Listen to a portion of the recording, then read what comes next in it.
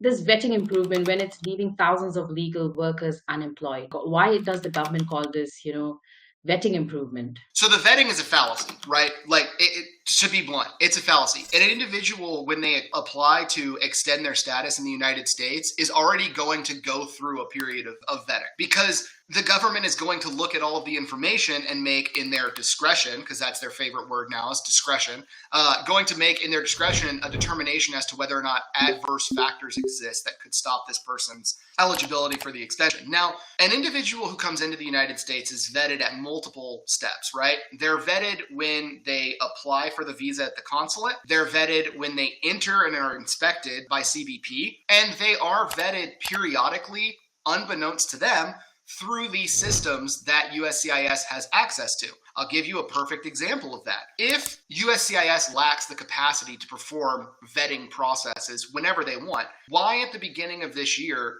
or I guess it's closer to summer, why did they kick a bunch of kids out of SEVIS? They kicked a bunch of kids out of SEVIS that weren't applying for extensions. The kids they didn't need approval for OPT or STEM OPT, but they kicked them off because they have access to systems that show if individuals have been arrested in the United States, specifically fingerprinted. So there are already vetting procedures that exist that are utilized continuously by the State Department, USCIS, and ICE as a way to vet individuals.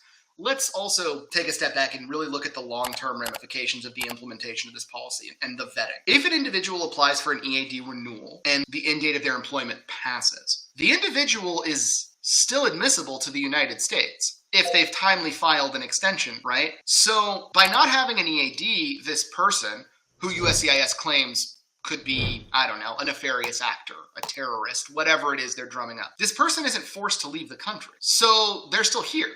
And they'll remain here until there's an adjudication on their underlying non-immigrant status, whether or not the vetting occurs, before the EAD is issued or not. So it doesn't stop anything. And now we get into the real nitty-gritty of the nonsensical nature of the implementation of this policy. So if a person's allowed to legally remain in the United States and they are a bad actor, they want to do bad things, is the impediment to that activity their work authorization? Is the fact that they can't work going to mean that they have now been thwarted from their activities, right?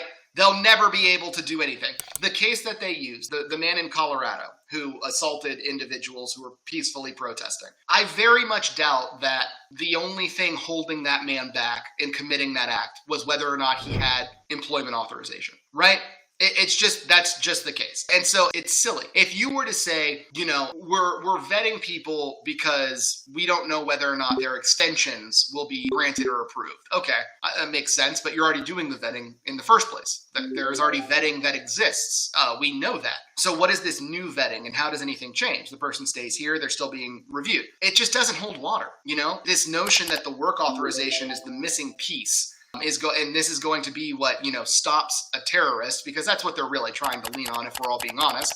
They even go so far as to say it. They say part of the vetting that remuneration is not occurring to individuals that have ties to terrorism. Okay, sure, but again, that's all really nonsense, because those vetting activities could occur and coincide with an automatic renewal. There'd be no need for it not to. And if you look at the equities here, isn't there more of a benefit to the government if these individuals are able to work and pay taxes than there is to have them stop working under the guise that they have to be reviewed more? And again, you get into the vetting itself. It's, what is it? They're saying, well, we've got to run them through a system. We know that that's all automated at this point, right? We know that there's not one man who pulls someone's file out of a folder and sits down and opens it, reads every page of this person's activity in the United States, and then says, golly gee, I don't know, this guy's a bad person. That doesn't exist. It's an automated process. We know technology allows for the very quick determination of these things. In the previous litigation, I believe, and I'm not going to know the definitive number here, I apologize, it's been a couple years, but I do remember USCIS having to admit something along the lines of it takes like 12 minutes to adjudicate an H-4 EAD. So what is now added to this to create more of a hurdle, right? There's nothing really added.